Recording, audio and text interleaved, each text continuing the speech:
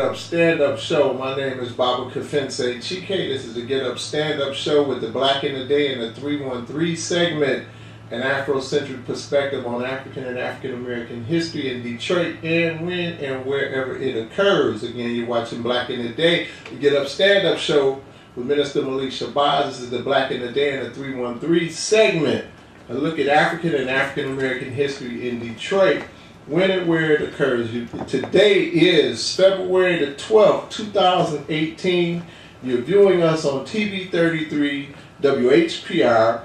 You can view us at www.tv33WHPR. You can view us via the Android app by the same name, TV33WHPR, which is available at the Google Play Store, or if you have an Apple device, you can view us App Store. You can also view us via Google TV, the Roku box, and Comcast Channel 91. Tune in, turn on, view us, listen, chime in, lend us your energy, lend us your spirit. And if by chance I get off par in the process of trying to bring it to you, help me to stay on point. You can reach us at 313-868-4336, 313-868-0351. And as in keeping with our tradition, the tradition we started here, we like to begin our show with a brief moment of silence for the ancestors, those Africans, those great Africans that saw fit to work, labor, to give their lives, to give their blood, sweat, and tears to advance the cause of African liberation and to make life better for our people. So we take a moment of silence for the African ancestors that helped to make life better for us, who tirelessly worked and in some cases gave their lives in the struggle for African liberation and the upliftment of the race. So we take a moment of silence.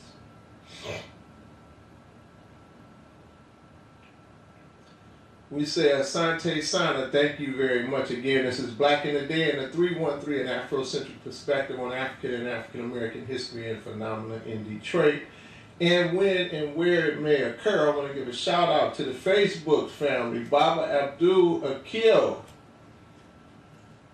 Kwesi, Oheniba,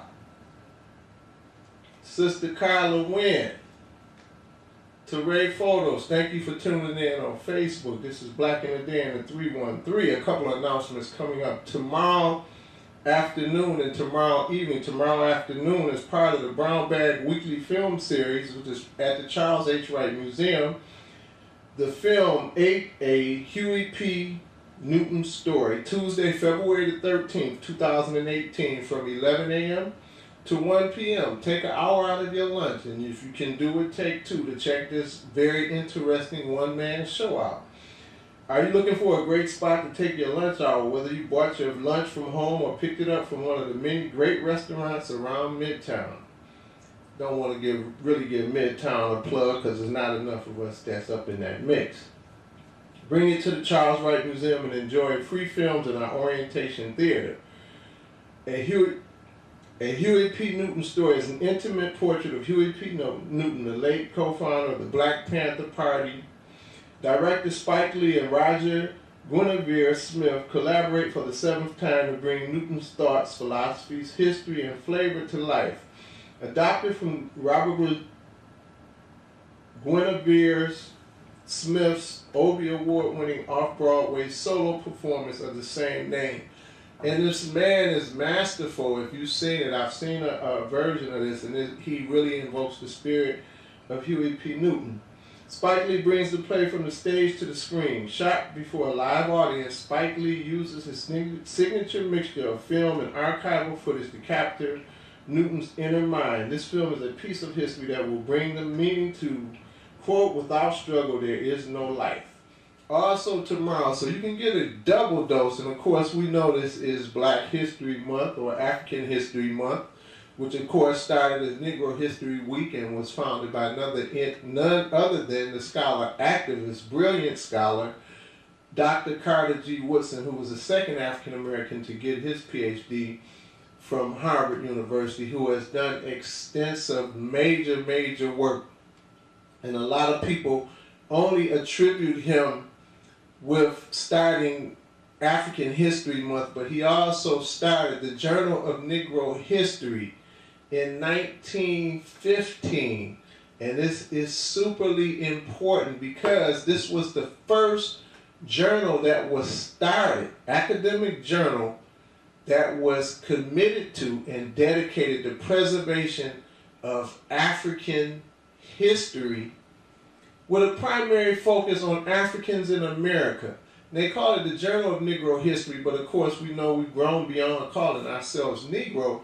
But what made this journal, and a lot of people or some people may not understand the significance of academic journals, but scholars, social scientists, and even hard scientists publish their research finding in journals, and this is done so that there can be an ongoing record of research that has been conducted.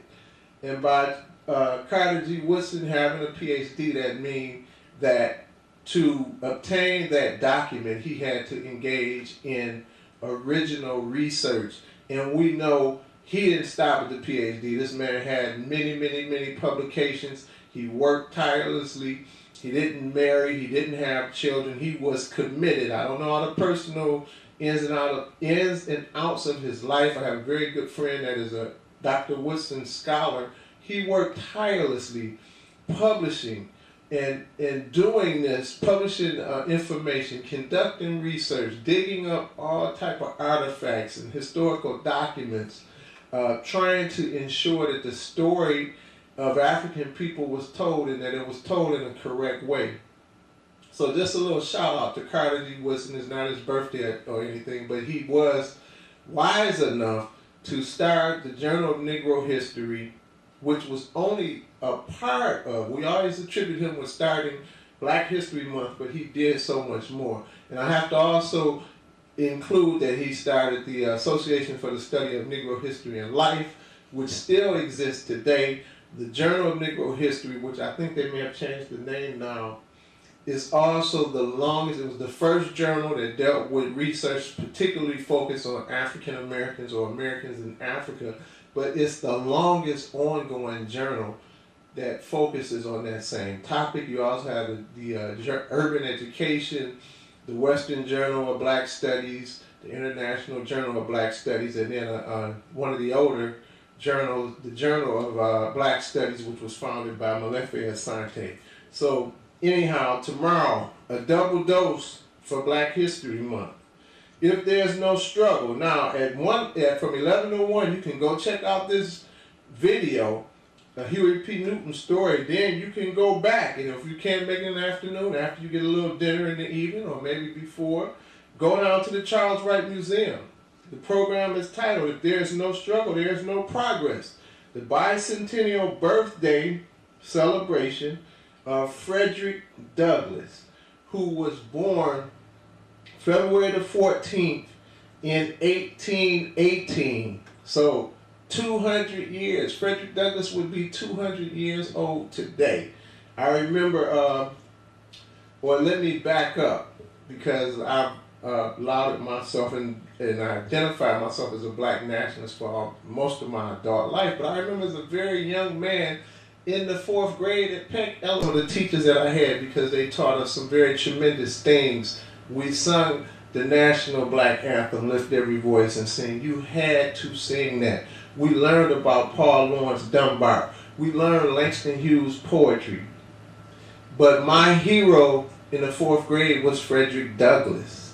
And I was just so awed by the fact that this man was able to escape from slavery. That was powerful. And this is important because who is a boy that's in the 4th grade at the age of 10 now looking up to? Lil Wayne? Who are they looking up to? Drake? People I looked at and had a lot to do with the times that I grew up in. Frederick Douglass. I felt like, as a matter of fact, in school we wrote a skit about Frederick Douglass and performed it on stage. I know that's a minor thing looking back now, but it was powerfully important to me then in the 4th grade, and as I got older, I began to admire people like Huey P. Newton, Eldridge Cleaver. Seeing Huey P. Newton sit his picture on the Black Panther newspaper, with him sitting with the M16 in one hand and a spear in the other hand, sitting in the wicker chair. Powerful imagery. We need to think about these things as we think about the type of things we're exposing our young people to. Anyhow, moving along with the program. Tomorrow, there's no struggle, there's no progress. The bicentennial birthday celebration of Frederick Douglass. This man took his own freedom. In a matter of fact, at about the age of 18, because he was said to be an incorrigible slave, and never refer to our ancestors as slaves, because we were enslaved Africans. It's a world of difference. So his so-called enslaver or owner sent him to Mr. Covey, who was a slave breaker, to break Frederick Douglass down. Frederick Douglass came in from work after working for Mr. Covey for several days or weeks or however long he had been there, sent there to be broken down. And Frederick Douglass said he was tired. He had worked from sun up to sundown. I'm paraphrasing now. He came in and he knew when he came in that Mr. Covey was going to give him the business. And when Mr. Covey stepped to him, everything about Frederick Douglass that was an African man reared up in him, and he kicked Mr. Covey's tail. He beat the white man down. And this engendered in him an even more invigorated self-esteem, because he fought back. And he not only whipped the man, Mr. Covey couldn't tell anybody about it because his business was breaking black people, breaking enslaved, so-called arrogant slaves. Frederick Douglass gave him the business, and he had to respect him in the context of the times, but he couldn't even tell anybody what happened because it would be the end of his business. Anyhow, let me get to the point, and if I can get you to do it for me, hey, Sister Mary, Sister Carolyn Beautiful, Kanye Moore, Baba Akil, could you shoot me the information? Next week, Black Panther, put the information in the instant message on Facebook and I'll read it. Of course, there's a premiere. Al-Kibalan Village has rented out the theater and the tickets are sold out. This Friday, I think it's at 6 o'clock, this new feature, all black superhero, Black Panther. I slept on this one. Anyhow, tomorrow, Tuesday, February the 13th, 2018 at 6 p.m., come and celebrate the bicentennial, 200 years since the birth of Frederick Douglass, with Dr. Leonard Jeffries. And we have to honor, revere our esteemed scholar and statesman, elder, Dr. Jeffries. He has been around. He's been very active for more years than I can even think of, because I've been doing this stuff for almost 40 years myself. I'm not going to say I'm embarrassed to say, I'm glad to be able to say that. And Dr. Jeffries has been around much longer than me. Dr. Jeffries will help us celebrate the bicentennial of Frederick Douglass. Dr. Jeffries, Professor of African American Studies at City College of New York. And Dr. Joycelyn Imani, who also holds a PhD. She's a curatorial assistant at the Smithsonian National Museum of African American History and Culture, and former public historian at the Frederick Douglass National Historical Site. They'll both be there to do a presentation as well as question and answer pertaining to the life and times of Frederick Douglass. So be there, bring your children. They need to know who Frederick Douglass was, what he did, and what he means to our people, and the long river of Africans that continuously come forward in every generation to bring about change and upliftment and the advancement of the cause of African liberation and the betterment for our race and our people. Both events at the Charles Wright Museum tomorrow are free and open to the public. If you need more information, you can call 313-494-5800. And in keeping with the basic format of our show, we're going to go to Ken Coleman's On This Day, African American Life in Detroit. We'll deal with the births first. The births first. February the 12th, fashion designer Tracy Reese was born in Detroit. There was a whole lot of stuff about her. I didn't really want to get into a lot of it, but she went to design school in New York. She studied with some very phenomenal designers in, you know, in a European context in the fashion world. And she ultimately has become a successful fashion designer in her own right. And one of the heights of her work is that she designed a dress that Michelle Obama wore, for what it's worth. But I thought it was well worth mentioning. Also, Baba Akil, Black Panthers. You're telling me Thornton Blackburn was 19 when he escaped jail in Detroit in Canada. Did that happen in February? But what I want is a little more information about Black Panther. Al-Kibalan Village will be doing, well, it's too late to get a ticket for that, but the next day, Saturday, at Al-Kibalan Village, which is at Harper and Van Dyke, they will have some of the animators, the illustrators for the original comic book Black Panther. You can call Al-Kibalan Village at 921-1616. That's 313-921-1616. February the 15th in 1941, Brian Holland was born in Detroit, and I just can't. Holland Dozier Holland was just all over the place in Motown. They were writing all kind of stuff. Brian Holland would grow up to be 1/3 of the famed songwriting team Holland Dozier Holland of the 1960s and 70s, who were major contributors to the success in terms of writing music for Motown. So February the 15th, remember Brian Holland of Holland Dozier Holland. February the 17th in 1906, and I think this is a gentleman who is very much under, very little is known about. 1906, entrepreneur and pharmacist Sidney Barthwell was born in Georgia. He moved to Detroit at the age of 14 and attended Cass Technical High School and later Detroit Technological Institute.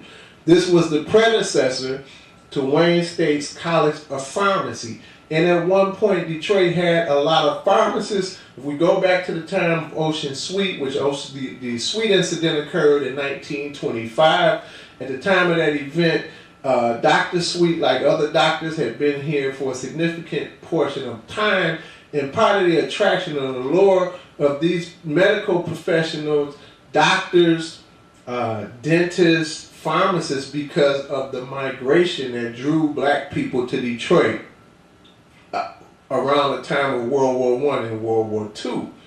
So there was a high rate of black pharmacists. Anyhow, back to Sidney Barthwell. After completing his pharmacy degree, he opened Barthwell's pharmacies during the 1930s. The pharmacy, which included a soda fountain and an ice cream business, prospered during the midst of the Depression. Yeah, we were buying ice cream, and of course we still needed medicine during the Depression, right? Barthwell later expanded the pharmacy to a chain of 9 drugstores. How many of us know about the entrepreneurial spirit of this man, Sidney Barthwell? He owned 9 drugstores, 9 pharmacies, and 3 ice cream parlors. Mr. Barthwell was also the first African-American member of the Detroit Retail Druggists Association, and I guess at the time, a druggist was a pharmacist. And he also served as president of the Booker T. Washington Business Association. Mr. Sidney Barthwell made his transition to the ancestral realm June the 23rd in 2005. And I'm actually putting this stuff together for this show really made me think about this project I had been considering doing, and that was a book for middle school kids about these famed people like Sidney Barthwell, William H. Peck, Charles Hill, and many others. February the 16th in 1972, Jerome A. Bettis was born in Somers Point, New Jersey. He moved to Detroit as a child. He attended Mackenzie High School and the University of Notre Dame. Bettis would go on to become a 6-time pro running back with the Los Angeles and St. Louis Rams and the Pittsburgh Steelers. Bettis retired after winning Super Bowl 40, which was played at Detroit's Ford Field in 2006. And who was the mayor then? Anyhow, something to think about. Now on to the deaths that have occurred in the upcoming week. February the 13th, 1922, Fannie Richards, Detroit's first African-American school teacher, made her transition to the ancestral realm at 81 years of age. She was born October the 1st in 1840. You hear me? 1840. That would be contemporary to the time that you mentioned. You didn't give us a year, Baba Akil, but that was sometime around the time of the Blackburn incident, if I remember correctly, and you can help me out if you can shoot it to me if I get the dates wrong, but I think it was in 1833 that the Blackburns escaped to Canada, fleeing the slave capturers. Anyhow, Fannie Richards was born October the 1st, in 1840 in Fredericksburg, Virginia. She was educated in Toronto after moving there with her parents as a child. Miss Richards opened a private school for black children in 1863. Okay, thanks for confirming that date for me, Baba Akil. It was 1833 with the Blackburn incident. And if anybody doesn't know, the Blackburns were a couple that had escaped from slavery that were living in Detroit. Slave captors were coming to Detroit, closing in on them, and they had to escape from Detroit to Canada. And the interesting part of the story, and I know it seems like I'm all over the place, but I just had to fit that in since I brought it up. Miss Blackburn, the wife of Mr. Blackburn, Thornton Blackburn, they had got her into jail here in Detroit, and she was basically caught. So a couple of young ladies, one or two ladies, came to visit her while she was in jail. While they were visiting her, they switched clothes. One of the ladies that came to visit her stayed in the jail and acted like her. The other lady left with Miss Blackburn. They left, they got to the river, and they got to Canada to freedom. It's a very popularly known story in Detroit African history. Miss Richards opened a private school for black children in 1863. She was later appointed as instructor of the Colored School No. 2 under the leadership of John Bagley. Probably the same Bagley that the street Bagley downtown is named after. And if you don't know, and I can't say about Bagley for sure, but people like Lewis Cass and Macomb, as in the gentleman that Macomb County is named after, and so many of these other people, John R. and others, actually were people that enslaved black people here in Detroit. Don't believe the hype. Slavery did exist in the North, as far north as Detroit, and probably even beyond. Of course, there's a whole story about the relationship between Canada and Detroit, and how Canada was a former colony of the British, and during the time that slavery was still in existence in Great Britain, there were enslaved Africans fleeing Canada, coming to this side of the river. That's, of course, is another story for another show. Miss Richards also protested the city segregated school system after an 1869 Michigan State Supreme Court decision abolishing segregated schools in Detroit. Ms. Richards was transferred to the newly integrated Everett Elementary School, where she would teach for 44 years. Ms. Richards established the first kindergarten class in Michigan in 1915, and Ms. Fannie Richards retired after 50 years of service as an educator of our children. Oh, it's good to see you, Sister Stephanie. Thanks for the shout out. Thank you for tuning in as well. Whenever I read or hear about Fannie Richards, I can't help but think about another monumental figure that it comes to the education of African American children, and that's Mama Imani Humphreys, because she was committed on the same level.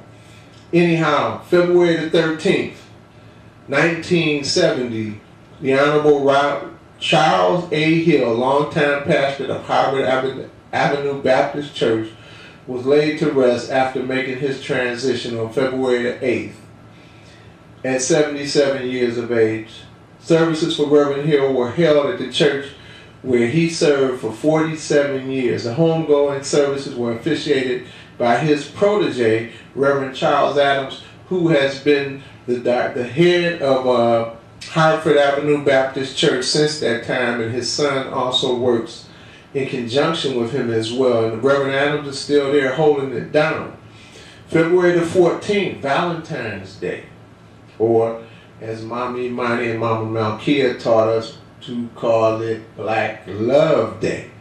Anyhow, 1908, attorney David Augustus Straker made his transition to the ancestral realm at 66 years of age.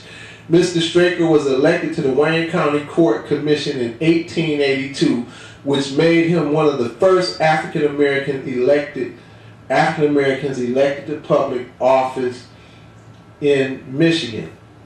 Historical events for this upcoming week. February the 12th, 1944, the Michigan Chronicle reported that Emmett Jett of Detroit had become the first African American chemist employed at Park Davis Drug Company. He was a Howard University graduate and a chemical inspector. February 12, 1953, Jet Magazine reports that Reverend William H. Malbin, the 39-year-old pastor of St. John Presbyterian Church, was elected as moderator of the Detroit Presbytery, which was the governing body of the city's 82 Presbyterian churches. And this is a black man doing this, holding it down, running things. I see you, Sister Antoinette. And for the viewing audience, this is not a diatribe. We can converse. We can engage in discourse. So we urge you, call in. You may have something to add. Some of you may remember some of these events. Some of you may remember some of these people. Call in and share your experiences with us. This is about us celebrating the history and culture of black people in Detroit. And it's so important at this time as we find ourselves in the midst of changing demographics in Detroit. I remember a time when it was nothing to see other people in Detroit. When you could go downtown and see a mix of people. Then I remember for a very long time in my lifetime when all you saw was chocolate, a reflection of yourself. This was truly the chocolate city. Now we see another transition going on. This is history in the making.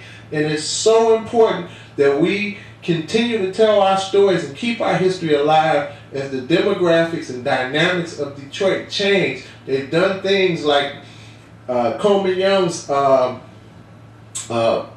portrait used to be in Coleman Alexander Young building. As soon as you walk in, somebody took that and moved that. So they're doing subtle things to change the history. But those of us that know, those of us that lived it, experienced it, witnessed it, helped to make it, we have to continue to tell these stories and keep these stories alive. 1963, on February the 12th, Dr. Thomas Baxter was honored by the Detroit branch of the National Association for Colored People at the organization's annual award ceremony. He earned the Branch's Achievement Award, which recognized outstanding work in one's given field. And he was a physician. Again, join us, help us, make your contribution to the conversation. 313-868-4336. 313-868-0351. February the 13th, 1944, activist scholar Dr. W.B. Du Bois does a presentation to an audience at the St. Antoine YMCA of Black Bottom. Among his many accomplishments and contributions to African people and their history, among his many accomplishments and contributions to African people and their history, Dr. Du Bois is one of the co-founders of the National Association for Colored People. 1996, 1996, and I know it's some people either on Facebook or watching in the listening audience or listening in the watching audience, however you want to say it. 1996, the Detroit Board of Education approved M2 International and AMAC Sales and Builders Companies as co-program managers to lead the monumental task of carrying out the district's $1.5 billion capital improvement plan. Both businesses were Detroit city-based and led by African American companies. This is important too, because we exercise enough coup d'etat and self-determination to ensure that the companies that got these contracts look like the people that made up the predominant segment of the demographic. Good evening, caller, and welcome to the Get Up Stand Up Show. This is Black in the Day in the 313. Could you tell us your name and offer a quick comment or question, please? Good evening, Sister Nubia. Hey, Nubia, how you doing? I'm doing fine. I just wanted to make a comment. First off, the show is very good, and as usual. And also, I want to make an announcement that Sala is giving an annual Black History program on Sunday. Tell us 3:30. Tell us what Asala is. Association for the Study for the African American Life and History. The organization was started by Carter G. Woodson. Yes. And this program, I'm sorry, go ahead. The program is Sunday, 3:30. It's about the African Americans who fought in the war. Those African Americans were really fighting in the wars because they were fighting against the Confederacy. They were fighting against slavery. Okay. So that's the war we're talking about. So a lot of people don't like to hear about Africans fighting in the American wars, but African Americans have been instrumental in winning every war in the United States. This is so true. That's significant. And we fought in every war. Our ancestors, our brothers and sisters fought in every war. And I may question the last couple of ones, but if going back to the American Revolution, we fought in every war, and we always did it with a mission. Yes. And we tied our own liberation to our willingness to fight. We were disappointed in many cases. Would it be a guest speaker? The guest speaker will be Dale Rich, who is our Detroit authority on African Americans in the military, and Errol Henderson, who is a native of Detroit, who is a professor at Pennsylvania, Pennsylvania State University. Yeah, he's a political scientist, very, very committed brother. And has a book coming out, too. Yes, and this is at the Charles Wright Museum at 3:30 Sunday. 3:30 on Sunday. Is it free to the public? Free to the public. All right. Thank you so much for calling in, and hopefully we'll see you back here next week. I hope so. All right. All right. Thank you. All right. Peace. So you heard it, people. Come out and celebrate with the Association for the Study of African American History and Life, which began as Association for the Study of Negro History and Life, which goes back to 1915. We're talking about 100 years. Anyhow, back to the events for this week. That event, 1996, when they improved this $1.5 billion.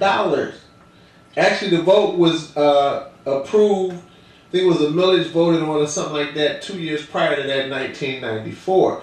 It's people that are connected to this program that know all about this and how the looters, the robbers, the cultural bandits, as Dale Jones called them, came in and stole the money. That's right, stole it. Detroit was not in a deficit. They come in with emergency managers and all this and take the money. They really picked our literal pockets. So if anybody knows anything about that, you still got time to call in. 313-868-4336, 313-868-0351. February the 14th, 1953, the Michigan Chronicle reports that Colin C. George joined the Detroit Free Press staff. Mr. George was a Harvard-educated and former war correspondent and Pittsburgh Carrier editor. He is thought to have been the first African-American employed as a regular staff member of the editorial department. Mr. George primarily served at that time as a music critic. He made his transition to the ancestral realm in 1980 at the age of 70 years old. Greetings, Brother Phil, Brother Lester Mix. What's up? Good to see you.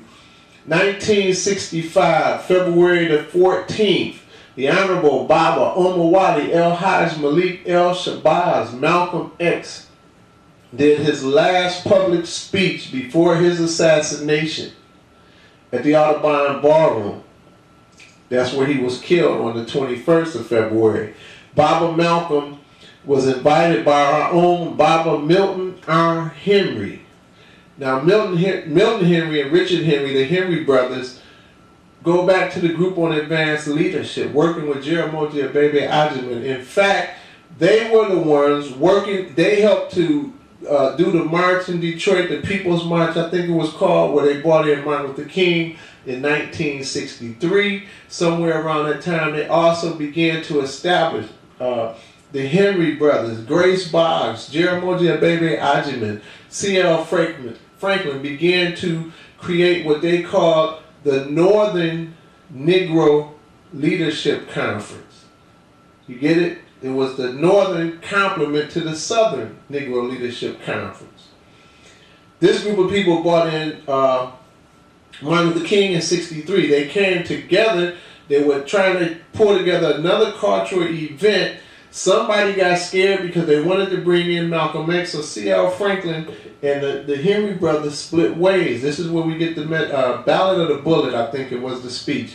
It was one of the few speeches recorded. The Henry brothers were responsible for recording that speech, or we would not have a live recording of it.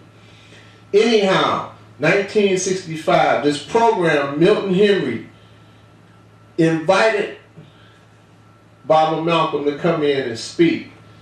The program was hosted by the Afro-American Broadcasting Company's first annual Dignity Projection and Scholarship Awards ceremony. Earlier that same day, February the 14th, 1965, Malcolm X's house had been firebombed. Many of us have seen this depicted in the movie and seen the clips where his house is firebombed. It was suspected that the NOI did it. They didn't know for sure, so I want to be clear about that. But the brother still got his family safe, got on a plane, and came to Detroit to give this speech. Earlier the same day, his home was bombed in Queens, New York. Baba Malcolm X, our Black Shining Prince, as Baba Ossie Davis referred to him in his eulogy, was assassinated 1 week later, February the 21st, as he began to address the OAAU, the Organization of African American Unity, one of the organizations he founded after leaving the Nation of Islam. February the 15th, 1980, Fortune Butts was licensed by the state of Michigan, and he became the owner of Forest Hill Cemetery. Mr. Butts would lead the first black-owned cemetery in Detroit's history. The cemetery was located, or is located, at Linden and Myers. The cemetery was previously privately owned, and as far back as 1924 was owned by the city of Detroit. February the 17th of 1966, former Detroit Pistons Isaiah Thomas's jersey, number 13, was retired in a pregame ceremony at the Palace of Auburn Hills. I just thought I would throw that in. February the 18th, 1999, Robert P. Young Jr.'s investiture onto the Michigan State Supreme Court ceremony was held at the Gym Theater in downtown Detroit. He was invested or installed as the Michigan State Supreme Court judge. The oath of office was administered by the Honorable U.S. 6th District Circuit Court of Appeals Judge Damon Keefe. Young, who was a native Detroiter and a Harvard graduate, was only the fourth African American to serve on the Michigan State Supreme Court during its 141st year history. We got a couple of minutes left. If anybody has anything, call in. Say something in the last 2 or 3 minutes. You can reach us. The numbers on the screen: 313-868-4336, 313-868-0351. Just a little bit of news. I don't know if anybody saw the situation in Tennessee where the sheriff took his body cam off and forgot to take the recording element of it off. And they his voice is recording, is telling his deputies, the other sheriffs that worked with him, they were in slow pursuit of another car. They said 50 miles an hour or less. And the people working for him said, well, you want us to bump him? We can catch him and bump his car. The sheriff said, no, don't bump his car. I don't want to mess my car up. Shoot his A. This is all recorded. He later said he felt good about making this decision. It'll be interesting to see how this plays out. Also, somewhere in the West, I can't remember. These are some stories that I kind of have brought up in some of my classes. A high school student came with this science project to compare the intelligence of white people with Asians and African Americans, and they were all in this advanced honors program in high school. And what the student wanted to do was compare the children. He wanted to test the intelligence against people's race to see if these people that were not white that were getting into this program actually were qualified to be there. Also, the mess in the White House. I try not to talk about Trump and that whole mess in my house, but it behooves me to see the degree of buffoonery and all kind of stuff that goes on. I used to be a part of a business where I used to have to go into grocery stores and talk to people, go to get city permits from people to do things. And what I learned from doing this is how very disorganized some people could be. No one would ever think, and I mean, I care, I don't care, whatever, that you have people in the White House that have no security clearances, limited security clearances. And we know all a brother has to do is look like he's a black man with some sense and he's a threat. Anyhow, that brings us to the end of the show. That's all I have for you today. We'll see you next week. This is the Get Up Stand Up Show with Minister Malik Shabazz. I want to thank the Facebook family and the TV33 audience on the internet and in TV land. You've been viewing Get Up Stand Up with Minister Malik Shabazz. This is the Black in the Day in the 313 segment.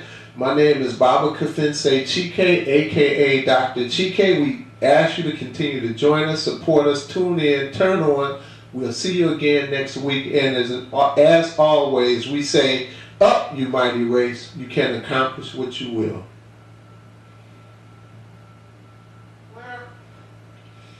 Couldn't be why.